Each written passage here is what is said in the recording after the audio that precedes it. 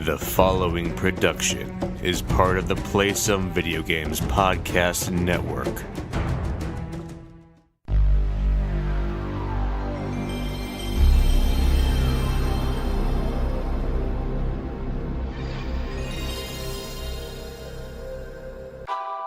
I say it's time we focus on what really matters. The games. Who's with me?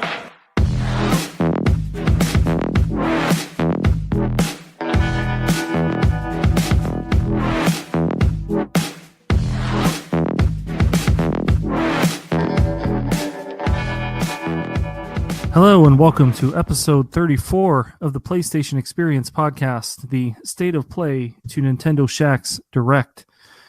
I'm one of your hosts, Seth, and I'm joined this week by Kyle. Hey man, how's it going? It's going great. How are you? I'm good. I'm good. How are things going in the board with video games land?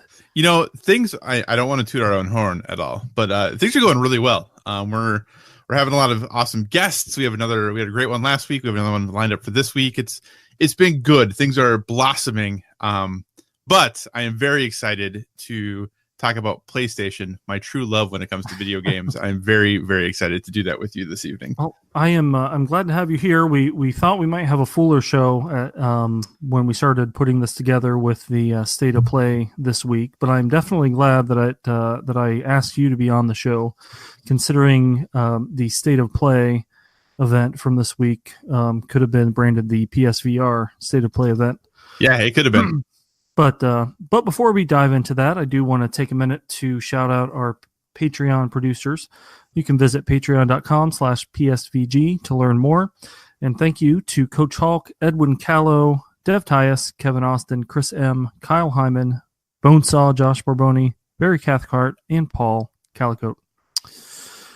So I thought we wouldn't waste or spend any time talking about what we've been playing. Honestly, with me, it's only Apex Legends, and people are probably tired of hearing us talk about that. So we'll go on. This week, Sony on Monday did their State of Play live stream event, and we're actually recording this Monday night, just a few hours after that event. So what did you think about the idea, Kyle, of Sony doing this, Nintendo Direct style kind of presentation, these smaller presentations? I hope that this becomes the norm, to be honest. I think that, between Nintendo Directs, inside Xbox, like this style of getting information out regularly more often, I think it allows smaller games the spotlight that maybe they don't get when you're just doing, an E3 press conference or a Gamescom press conference or something like that. So I am all for this format. I think Nintendo, obviously, the folks who kind of perfected it and have, I joke lovingly that, Nintendo fans, their favorite thing to do is like talk about when the next Direct is going to be, and then talk about the Direct after it happened, and like maybe also play video games. And I say that lovingly because they get so excited and so amped up, and it's like this community comes together around this thing that they love, and I think that's great. So I hope that, I think this one has some mixed reviews as far as how people are feeling about it. But yeah. I think from a format standpoint and a way to move forward and talk to your community, I'm hopeful, and I can hope these continue to be what they do, and maybe make some tweaks overall. But I hope this is what they continue to do. What were your thoughts on it when you heard about it? I thought it was great. We went back and had the conversation when Sony announced they weren't going to do E3, and they said they would do other reach out to the audience in other ways. And so now we finally know what one of those other ways is. And I think this is, and I get on the Direct sometimes with a lot of the content could have just been released as a press release, or if they had a Nintendo blog, like there's a PlayStation blog. And honestly, this week's State of Play, a lot of the stuff is just, these would be articles posted on the PlayStation blog normally. But they took some time out and said, hey, let's do a special kind of shout out to these things and make a little bit bigger of a deal out of this stuff. So You talked about how excited the Nintendo people get whenever there's a direct coming or might be coming. I spent a little bit of time over the weekend trying to click around and see what the rumors were for this state of play event. It seems like when there's a Nintendo Direct, half the announcements are known before the Direct ever airs. And I couldn't find really anything, any actual rumors that said, oh, this is going to be announced or a date's going to be revealed for this thing. Yeah, I mean, if you when I dug around too, looking to see what leaks potentially there were, and this is a conversation that we had in the Discord, which you should totally jump in and have these conversations with us too, because we'd love to have you there. The general sentiment from those in the industry was, don't get too excited. That this is not going to be knock your socks off, blow you away announcements in this. There's going to be some new games and some cool stuff, but nothing that is going to, change the way you feel about PlayStation 4. Right. Maybe you change the way you feel about PSVR, but not change the way you feel about PlayStation 4. And I think this is, for the good or the bad, Sony has put themselves in this position. Their big titles for the rest of the PS4, we know what they are. Might there be one or two that we haven't heard of yet that's going to be a quick announced release? Sure. But for the most part, we know what the PS4 roadmap is. Right. So what else are they supposed to do? I don't think we're getting that Final Fantasy VII remake anytime soon. So what really is supposed to happen for them at this point? We have, 12 to 18 months until probably the release of the PlayStation 5. So until they officially announce that system, what big blockbusters can they announce? What big, blow off your socks, be like, this is worth it, can they do? Probably not much. And by watching this, it probably makes sense why they're not going to be at E3 this year, right? Yeah. Oh yeah. Yeah. If they had, if E3 was this plus a date for Last of Us 2, they'd be, run out of the arena. I do think you talked about Discord in the Discord. I feel like you and I, to this point, were the most positive about the show. Not like you said, it didn't blow our socks off, but it was a fine roundup of upcoming games. And nothing. I wasn't bugged by it or anything. But one of the points I think Donnie made was he didn't care for the host or the lack of a host, right? Or just wanted some more personality out of the person talking between the videos. To me, as I was watching it, I appreciated that they just said, "Oh, here's this thing," and then, "Oh, here's this next thing," and they just went down. It was 20 minutes long, and it was one thing after the other, and there wasn't any cheesy banter. Not to say that there can't be. I mean, I like Sid Schumann. I like Shuhei Yoshida. I'd love to see them get involved in these in the future, but I don't think that it needs it. Yeah, I think that's the hard thing, is that once you bring personalities in, you're immediately going to lose some people just because they don't like that person. End of story. So it's a tough decision, because whether you try to make something that's funny and light and has some, people being stoked and talking heads and all that stuff, that might go really well for some people. Some people are not going to like that. This format that's a little more neutral or sterile, is going to turn some people off. It's very much like, here's the information. Hopefully the game in and itself is exciting enough that it doesn't matter who the person talking about it is, right? Okay. And maybe there weren't enough exciting games this time to make that work, but I don't think that's necessarily a thing they should go away from. I didn't hate the format. I didn't despise the person who was talking or thought that they were doing a poor job at all. It's just different, right? And if you put on some talking heads, that's how you get those cringe moments, which, sometimes those live in infamy and people like those. But yeah, it's always hard, because when you bring personalities into it, you're going to immediately lose some people right away. So, right. All right, so let's just dive into the games, because really it was they started right off with a trailer and it just went one after the other. And so the first trailer comes on and you hear someone talking, and I think they're in a plane, and then the plane starts to blow up or something, and then the Iron Man masks comes over your face, and you realize that you are Iron Man. I was all in on that. I thought it was awesome up until it said PlayStation VR, which I still thought it was awesome. It just was like, oh, well, I don't have a VR and I don't plan to get one anytime soon, but this looks awesome. I have VR. Oh, yeah. And I'm excited about it. Because I think when they announced Spider-Man, everyone was like, whoa, PlayStation 4 exclusive Spider-Man game. This is awesome. And now they're like, hey, guess what?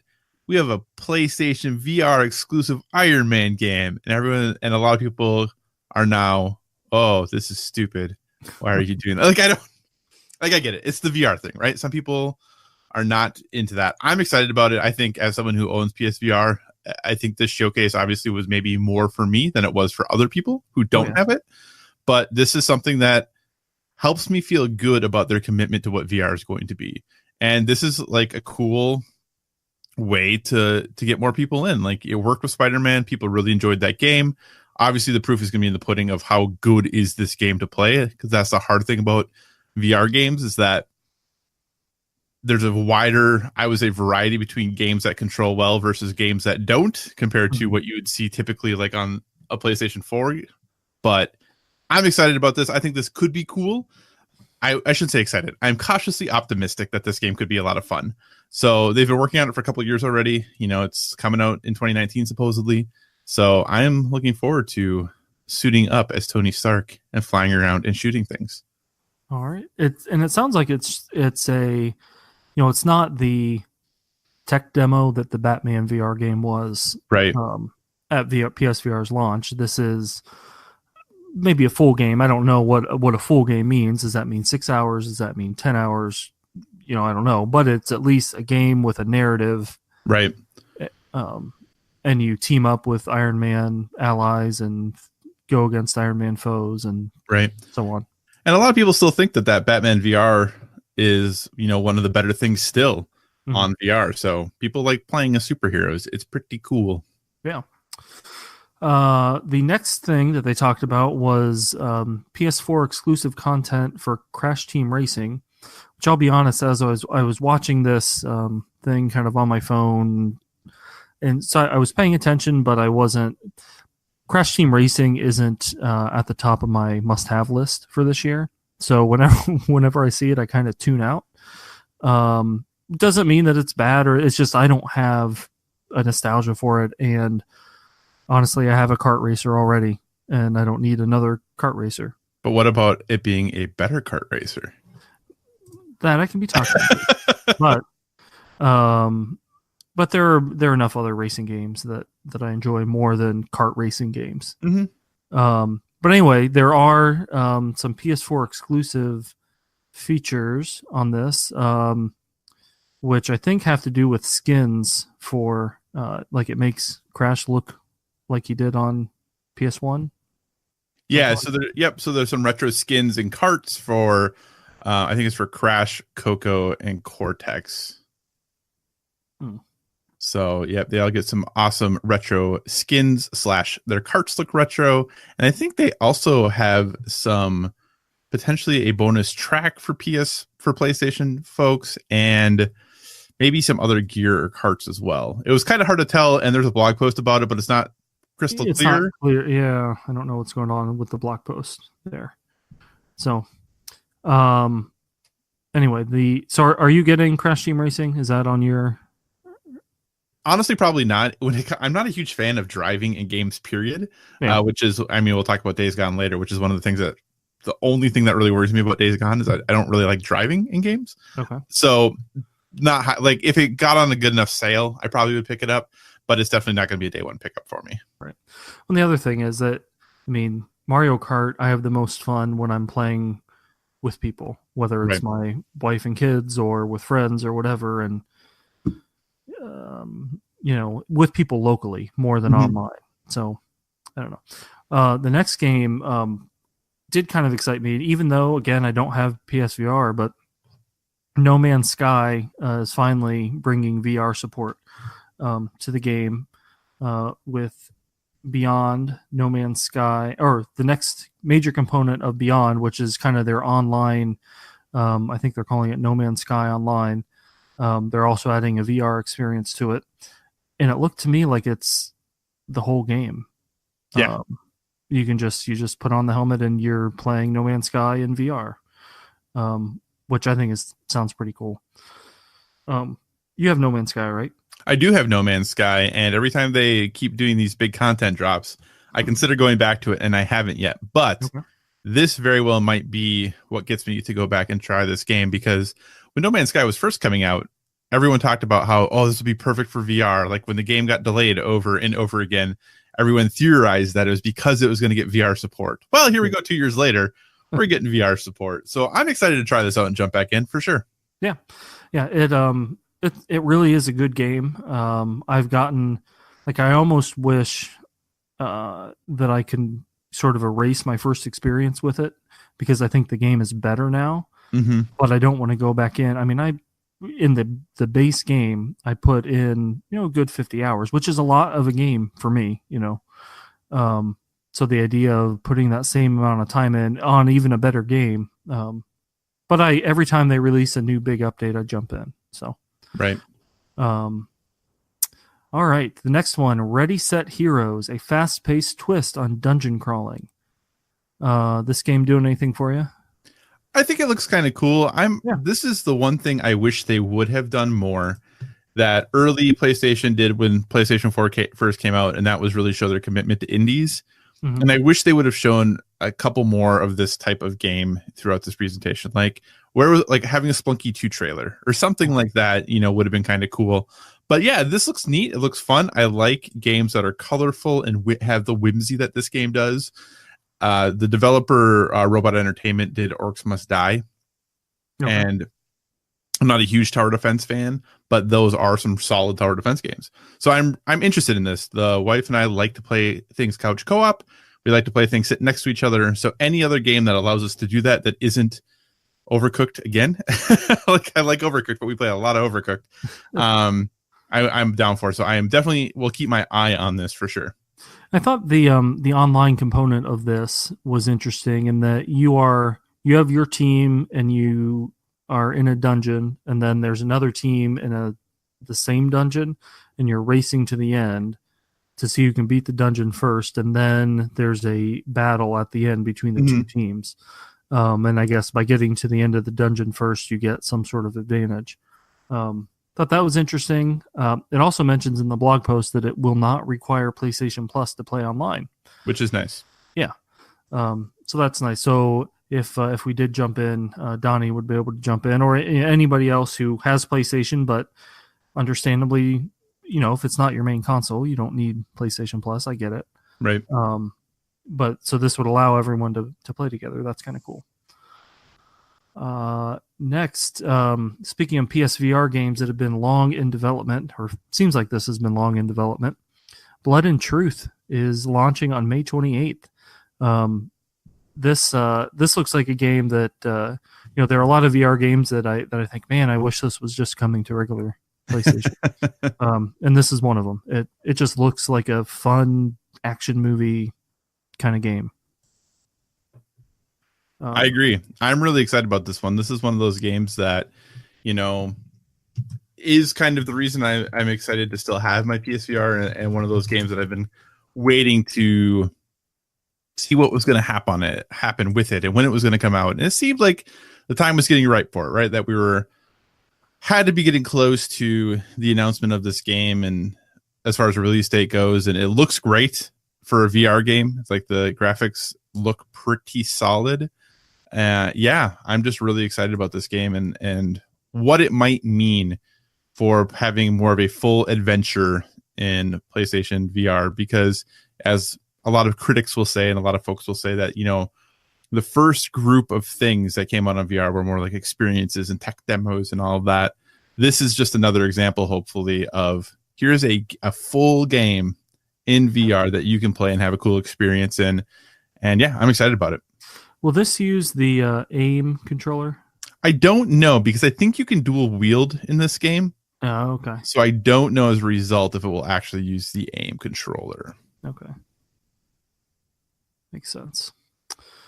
All right. Then after that, they did a big wave of PSVR games and release dates. You have Skyworld, which is coming out on March 26th. Claim Command over the VR Battlefield. It's a award-winning real-time strategy war game for VR. Falcon Age on April 9th. Have you ever wondered what it would be like to have a falcon pet to go on adventures with you? That sounds like your kind of game. Oh, I'm all in on Falcon Age. And that one you can play without PSVR. Oh, Yeah. All right. It's good to know. Ghost Giant on April 16th. Become the protector of a lonely little boy, Lewis, and build his trust by helping him overcome big or even gigantic obstacles in this heartwarming tale. That also sounds like a Kyle game. Yeah, I'm in on that one too. Okay, wow. Table of Tales. Enchanting role-playing adventure inspired by the nostalgia of classic tabletop games. This also sounds like a board with video games game here. This was a good little show for you. It really was. That's why when people were so down on this show, or when people have been talking poorly about their experiences with it, like, I get it. If you don't have a PSVR, maybe not so much for you. But there's so many games that, for me, I was very excited about, or am at least looking forward to. Like, it might not be a day one thing, but something I'm interested in checking out. Right. You've got your the couple of big games, Iron Man, and which comes out pretty soon. Like, it's a. I think they just had 2019, maybe summer 2019. But I think it's 20 sometime this year. So anyway, so you have this big Iron Man game, which is automatically AAA just because it's Iron Man and Marvel, and then you've got Blood and Truth coming out, and then you've got your indie games here, and No Man's Sky, which is somewhere in the middle. Jupiter and Mars. Visit landmarks as you've never imagined them before. While exploring the world is not one, but two bottlenose dolphins, Jupiter and Mars.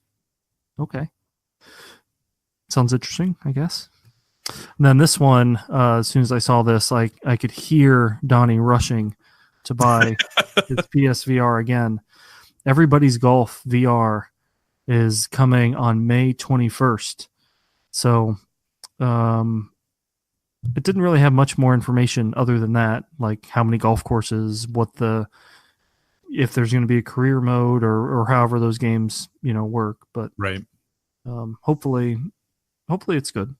I mean, golf and VR seem like they go together.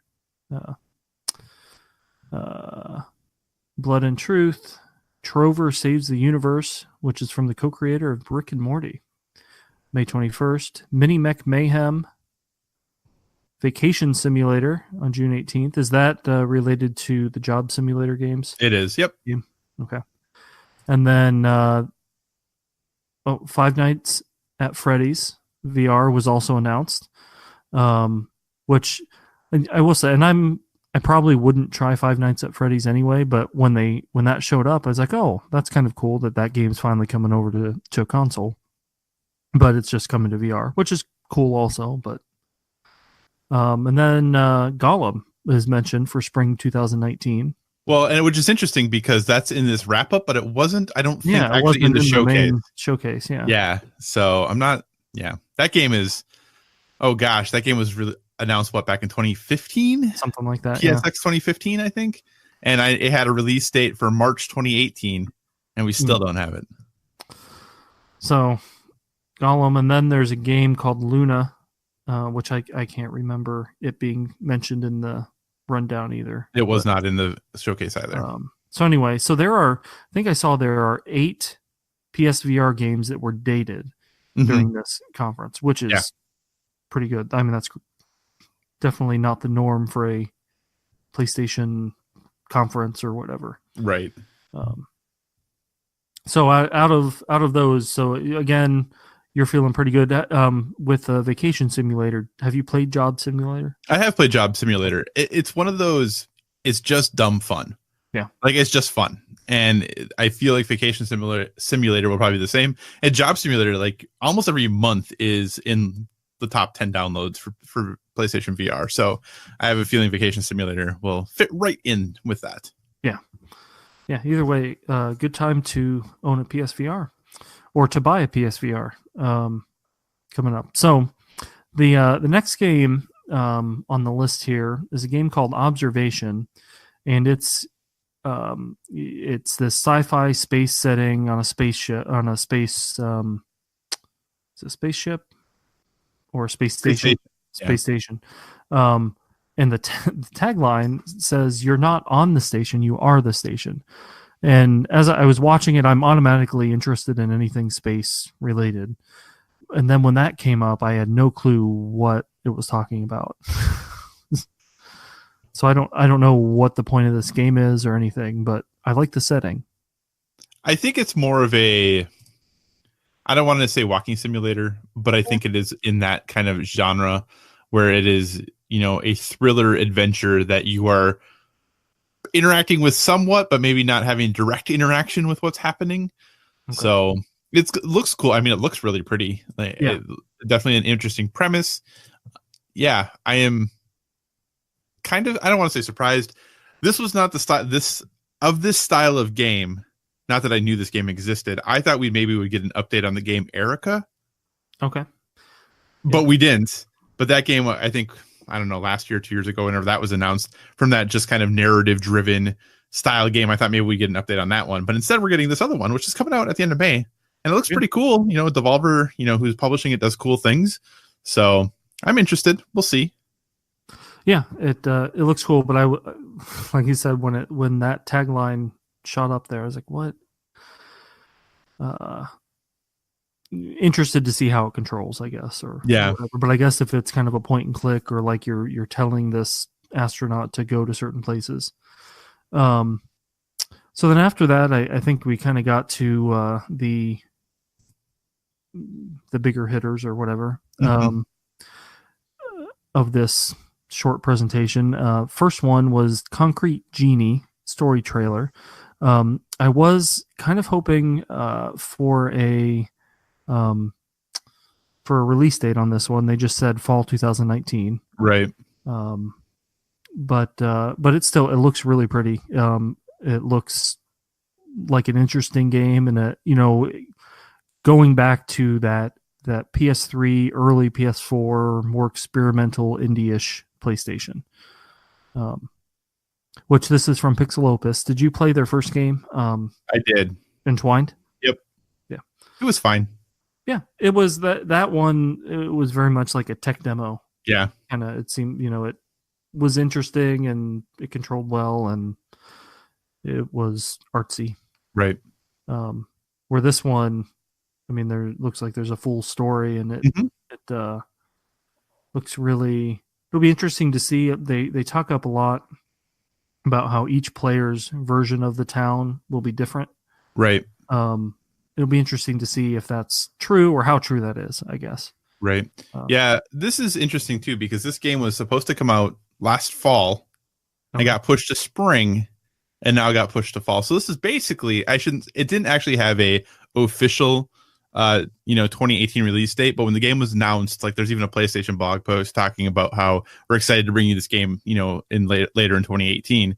Mm-hmm. And now we're looking at fall 2019, but they are adding 2 PlayStation VR modes. Yeah. Which is exciting. And I think, one of them I know they talk about is basically the ability to do the painting that the character does in the game, that Ash does. Yeah. There's a VR mode for you just to paint, which I think is kind of cool. I don't know what the other mode is or if they're both related to that. Yeah, the other one, they didn't mention in the blog post, at least, what the other mode is. I actually, watching it, I completely missed that there was a VR mode. So yeah, but I have been really interested in this game since it was first announced. This is these are the types of games that made me a PlayStation fan. Yep. I feel like we're getting less and less of these all the time. So when we still get them, I'm very excited about them. So this has been something on my list for quite some time. It was one of the games I was looking forward to most in the quote unquote first part of this year. And now it looks like I'm looking forward to it in the last part of this year instead. Well, who knows? We might not have anything coming out in the last exclusive coming out in the last part of the year. I'm sure the last part of the year will be plenty busy. Right. Anyway. And then we got a story trailer for Days Gone, which they've been hyping up the story, and actually, the more of the story I see of Days Gone, the more interested I get in. Am into it. But on the flip side of that, I'm wondering how much of the story we've already seen. Like, we kind of know after seeing this this trailer and then the trailer they put out on Valentine's Day, we kind of know Deacon's entire motivation for doing what he's doing. I suppose it could be different in the game, but I thought it was good. I thought it was interesting. I think the story, and it's surprising to me, the story is almost the most tantalizing part of this game, more than riding a motorcycle or shooting a bunch of zombies. Freakers. Yeah. This game, it surprises me more and more the more I've seen it, because there are parts to it that I just didn't expect there to be. When this game was first shown and announced, it was very focused on the freakers and the tech of having all these hordes on screen and chasing you and all of these things. But you're right, as we transition to this game getting closer and closer to release, there's been a bigger emphasis put on the story and the narrative of this game. And I know they're saying that the golden path, or if you focus on story, and I know John Garvin talked about it in the blog post too, that the story pushes over 30 hours. And that when they were doing the preview cycle for this game, that they say there's somewhere between 5 and 6 hours of cutscenes. So clearly there's a pretty significant narrative they're driving for here. And it does seem like you're going to be able to go, it kind of talks about you're going to be able to go back in time and kind of explore and see the development of the relationship and all of that stuff. So I'm interested. This game keeps layering on things I did not expect it to have. And for me, I'm going to pick this game up no matter what. I am, like I said before, a little worried about all the driving because I'm really bad at driving in games. But I definitely want to check out kind of how they're telling this story, because it seems very interesting. Yeah. You mentioned driving in games. Obviously, I like driving games, period. But there's a lot of times in open world games that have driving in them where the driving isn't particularly stellar. Right. And this game is designed wholly around you riding this motorcycle. So I mean, hopefully it'll be good. I have, in the preview cycles, I've heard everyone say that it's fine, or I haven't heard anyone say that it's not good driving a motorcycle around or whatnot. But it does. Days Gone is a game that when it was first revealed, I wasn't interested in it at all, because it's just kind of looks like a generic zombie game that we have 10 of them come out every year. But the story seems interesting. It's in a different setting than we get very many games. Right. And I really like this. I do wonder or worry if they're giving away too much of the story, but I guess if they have 6 hours of cutscenes and we've seen 5 minutes of them, probably not. And I mean, the ones we've seen have quite regularly been the same ones, or ones that you can see this is likely connected to, this is the beginning to the one we saw before or the end to the one we saw previously.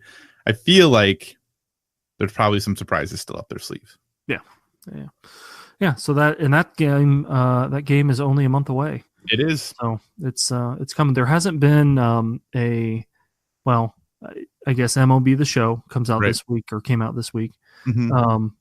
But other than that, there hasn't been a PlayStation exclusive, PS4 first party exclusive since Spider-Man. And I guess that's not first party, but whatever. Big first party game since Spider-Man. And before that, it was God of War.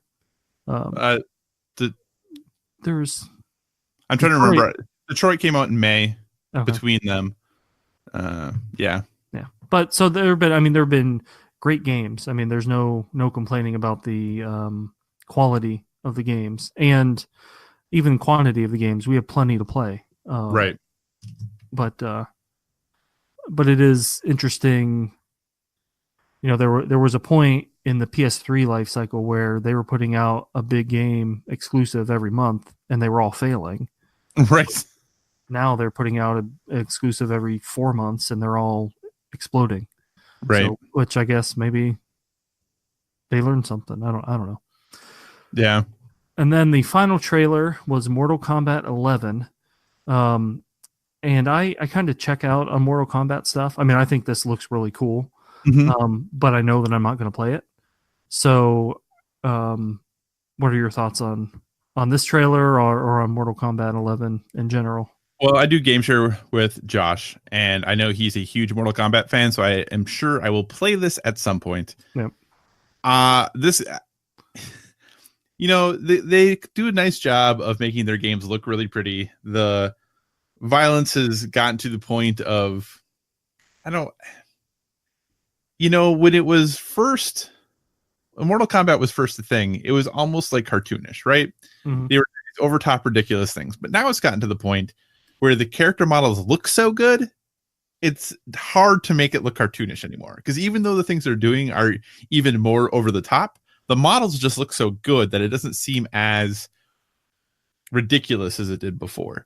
Yep. So I'm happy that Liu Kang's in the game because he was like my main when I've played a lot of Mortal Kombat. So it was a cool trailer. The music was great. Like it did a good job of, if you are interested in Mortal Kombat, you're probably now more interested. If you are an older person who hasn't played a lot of Mortal Kombat lately, now they have some characters that they're bringing back to hopefully get you interested again. And that kind of worked for me. But yeah, I think, with this game coming out in a month, another game that, looks great. And for those people who are going to play it, I'm sure we're going to have a spectacular time. Like I said, I'm sure I'll play it at some point, but whether that's a day one game for me, probably not. Yeah. Now, the Injustice games, I have liked those. And I've thought the story modes have been really good, and I'm not good at fighting games. I don't play them multiplayer just because I get beat every time. So I expect whatever story mode is in this is probably going to be pretty high quality. And the game I'm sure is going to be high quality and good. It just I don't play Mortal Kombat games for whatever reason. Right. I don't know. Part of that is going back to having kids, and as I fire up my PlayStation 4, and you see Mortal Kombat,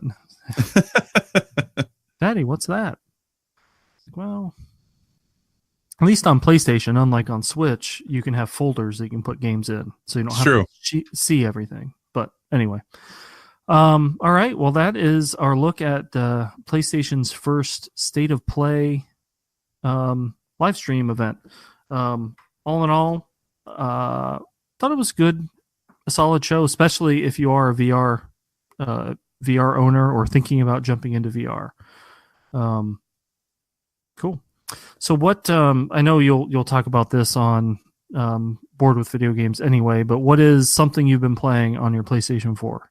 Well, I could talk a little bit about Apex Legends because I have been playing that, but I know you guys obviously talk about that regularly. I did get 2 more wins last night, so that was pretty exciting. But outside of that, I have been dipping my toes into Devil May Cry 5. Okay. I am currently balancing playing 5 different games, so no game is getting the attention that I would like it to, but I have been slowly working my way through Devil May Cry 5. I have dabbled in, at the very least, most of the other Devil May Cry games.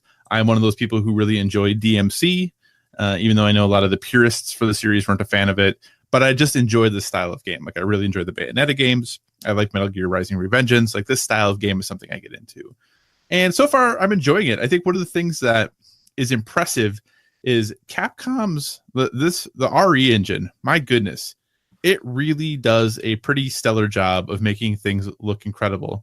And the one thing that I was, this is such an odd thing, but what impressed me the most right away was when I started the game, I went, wow, these people have really nice teeth.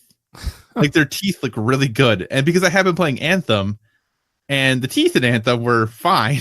But when I started this game, I was just couldn't believe how good the teeth looked. Okay. So RE Engine doing some great things with visuals. But if you enjoy the action combat style game, if you've ever played any of the other Devil May Cry games, you're going to feel right at home with it. V, you get to play as 3 characters throughout the game, and V, the new character you get to play as, is kind of interesting because he's a summoner, so you are kind of like sitting back and summoning creatures to do your bidding, which is kind of just is a really different way to look at this genre, because usually you're in there, you're trying to dodge and parry and do all of your combat in ways to not get hit. But with V, you're just kind of hanging out in back, like sending in your Panther and your Raven to like go do the work for you. So it's just a really different take on this style of game. I think it's refreshing. I know some people aren't a huge fan because they think it's a big departure, but I think it's something to kind of break up the game and do things a little differently. It's good. With that being said, the one drawback I think to this game is that for this style of game, I think 3 characters might be too much. You get in a rhythm with a character, and then suddenly you're playing a different character. And then you get in a rhythm with that character, and then you're playing a different character. And then you get in a rhythm, and now you're going back to the first character again. And it just really, you're switching between Dante, Nero, and V. And it just breaks it up too much for me. I'm someone who, I'm not naturally good at these games. I have to put a lot of effort into them. So having that constant switching, even though I like the addition of V and that combat style, I feel like I'm not doing as well with any of the characters because I'm just not playing them enough. But if you like the style of game, it's great. It's another good addition to it. And Capcom, they are crushing it lately. Yeah. So yeah, this is a good addition for sure. Great. I've never played a Devil May Cry game, but this game, it looks really good, and I know it got great reviews. So like I said, I've on PlayStation the last week or so, I've only played Apex Legends and haven't really played a ton. The time change from, I don't know, it's been 2 weeks ago now. Yeah. The time change has kind of done a number on me where I just can't. My game time, I talk about it frequently, is early in the morning. I get up before 6 o'clock and pack kids' lunches and get kids ready for school. And then I sit down and have 40, 50 minutes to play. And I've been not getting up before 6 a.m. I've been getting up closer to 7. So that's just enough time to really get things moving for school. So I'm not playing a whole lot of time, but I have jumped into Apex Legends. I really enjoy Octane. I like running fast with him. I like throwing down the jump pads. I probably don't use it quite as strategically as some players might, but I'm also not as good as other people. The one thing that I don't like about the Battle Pass, which I did buy, is how long it takes to level up from one level to the next. You need 29,000 XP, which is a lot more than the regular levels. Mm-hmm. Now you get bonus XP for, like with Octane, if you survive a certain amount, you get your regular XP plus your bonus XP of how long you survived with Octane added towards your Battle Pass. So you earn it faster, but it's still, I've probably played maybe 20 matches, which isn't a ton for a week, I guess, but I'm on level 3. I just got to level 3. So I will never get, not even to level 100. I'll never get to level, I'll be pushing it to get to level 20. Yeah, I bought the Battle Pass as well. And that was the one thing I noticed immediately, is because I do play so many games. Like Apex is definitely not a main game for me. It's just, if I have friends who are playing it that are on, I'll play it. Otherwise, I play other things. And there's no way. Like, there's just no way I'm ever going to get to level 100. And I have just made peace with that. At first, I was a little frustrated. And I was like, well, maybe I'll just play this game more. So I spent one night just playing Apex for like 4 hours. And I got like 3 levels. And I was like, this just isn't going to happen. Like, it just isn't. So I do think Octane adds a nice little twist to gameplay. The other night I was playing and we were in a firefight and it went real bad. So I was like, well, I'm just going to get out of here. I'll come back. I'll heal up. I'll come back and pick up, people's banners and get them respawn. So I took off and I started running. And then all of a sudden, Octane caught up to me and just took me out from behind. And I hadn't even considered the fact that, because I'm like, oh, they all run about the same. It's not going to be a big deal. I'll just, bug out of here. I'm far enough away. Nope. Totally caught up to me from behind, shot me in the back a few times, and I was toast. And I was like, oh, I had not considered this fact when I decided to run away. That's something I'm going to have to kind of think about now. So it is a nice little twist on gameplay and something else to kind of keep in mind as you're going. So yeah, and I'm not, with the slow leveling, I understand if you're somebody who puts in these next 3 months, you're going to put 100 hours into Apex Legends. Mm-hmm. then you should get rewarded for that. Absolutely. More than me, I'll put 5 hours a week into it. So I'm okay with that. I'm not mad that I spent. This is the only money that I've spent on Apex Legends, and it's the game that I played the most this year. Right. Yeah. No, absolutely. I think they had to do that because they have players who, one of the people I play with pretty regularly, it's the only game he plays right now, and he plays 4 to 5 hours a night. Okay. He's going to get there, no problem. Yep. He also is the person who, I don't want to say he carries me to victory, but he definitely helps me win probably more often than I would otherwise. But yeah, it's totally, I understand why it's that way. So me knowing I'm not going to get there is not a complaint. Right. It's just a reality I have for how I play the game. Now it might color what I do for future battle passes. Right. Of whether I will get one or not. Yeah. Yeah. I really, if this is the way the progression works, I probably just won't get it. And I might spend my money buying new characters or whatever, rather than getting the battle passes, which is all fine. As long as I'm playing, who knows, in another month, I might get tired of it and just stop playing. Right. Speaking of Octane and the new character, there is on the PlayStation Store, the listing for Apex Legends mentions that there will be 2 new characters that launch over the course of the season. So we've got Octane, and there should be 1 more character sometime here in the next 3 months. There will also be a new weapon set as the season progresses, and then it also says 2 new items will be introduced during the season that will offer something new and innovative to the strategic mix. I don't know. I haven't seen. I have seen.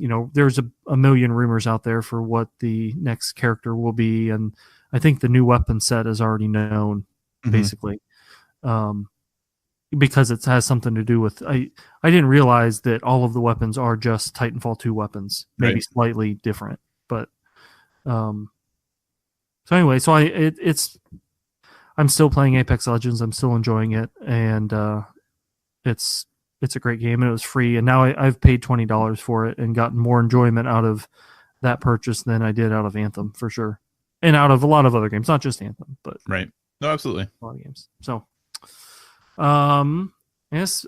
Before we wrap up here, we take a peek at the drop. The big. One of the big games coming out this week is MLB The Show.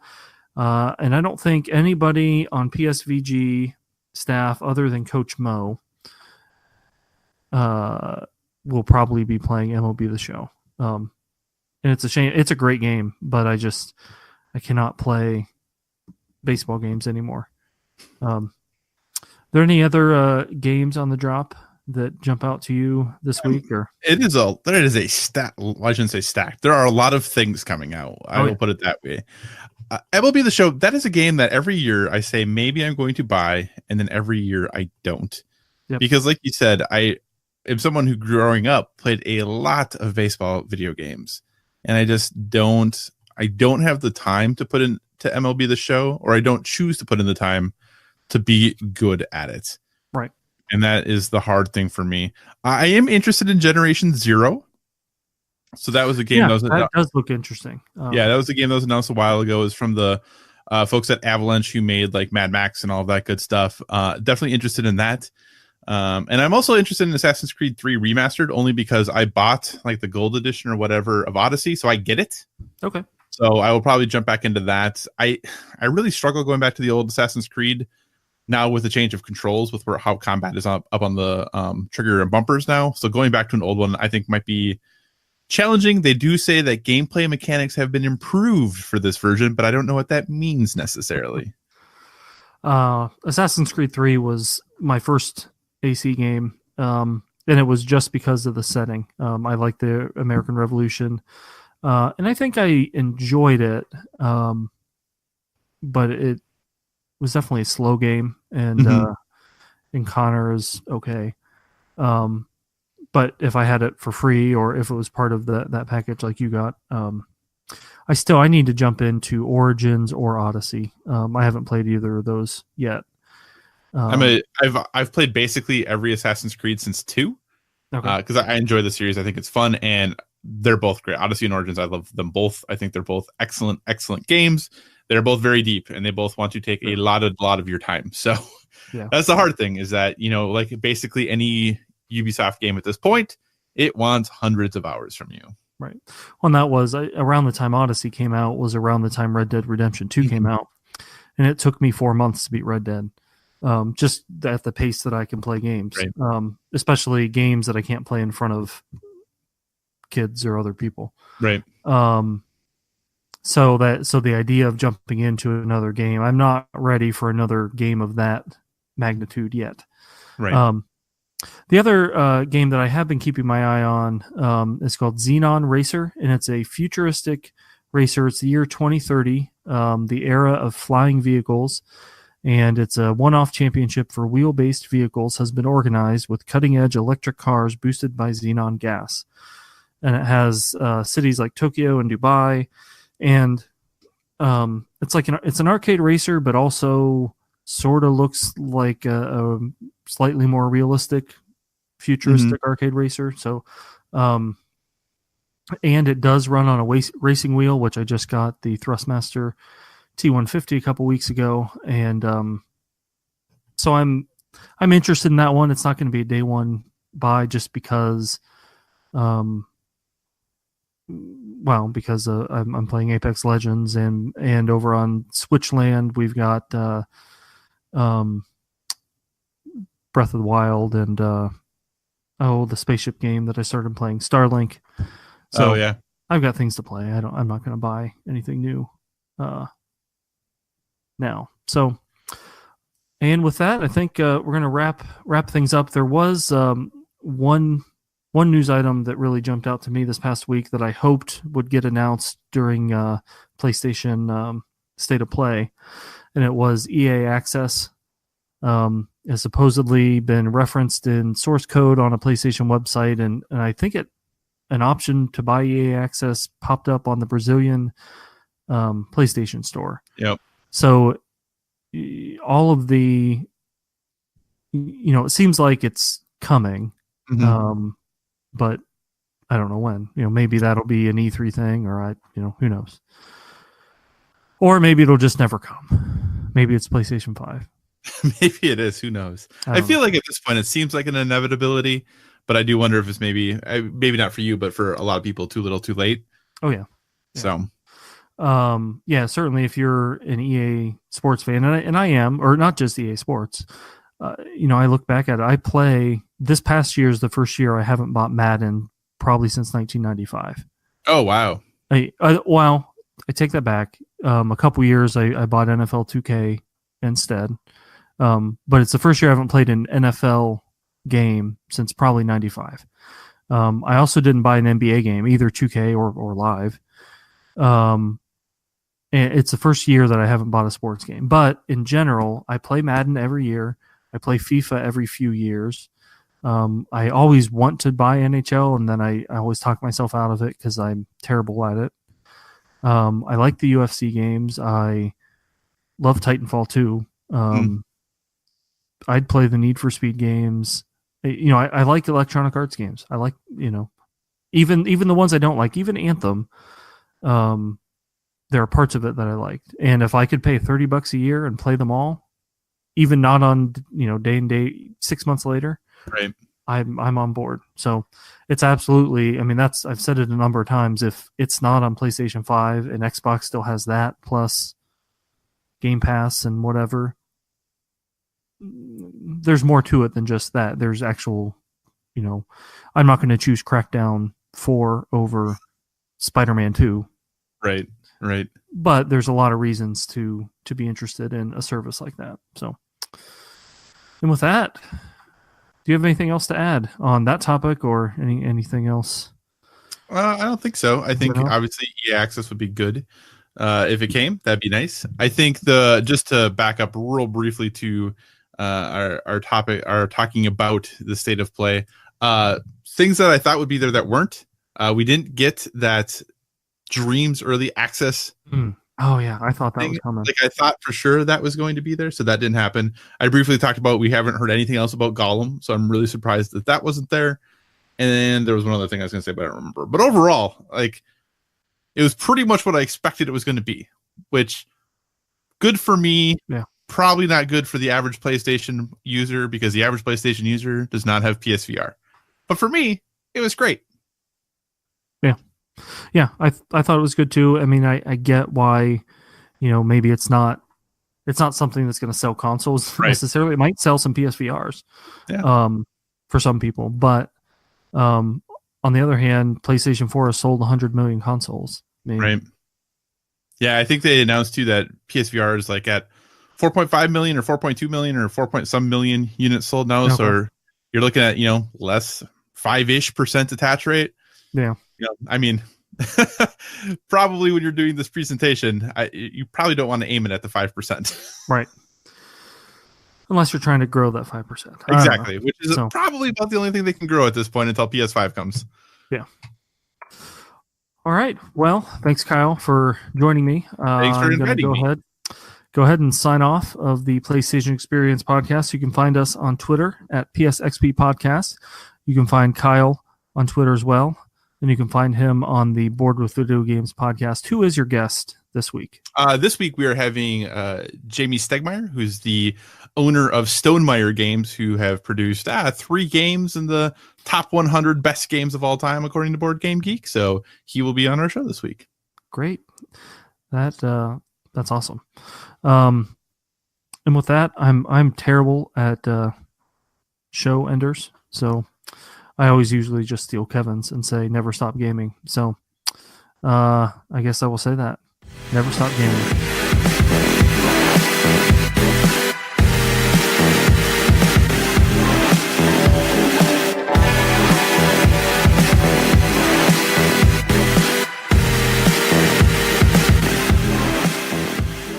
And though we may pledge fanboy allegiances to different flags, deep down inside we all serve one master, one king.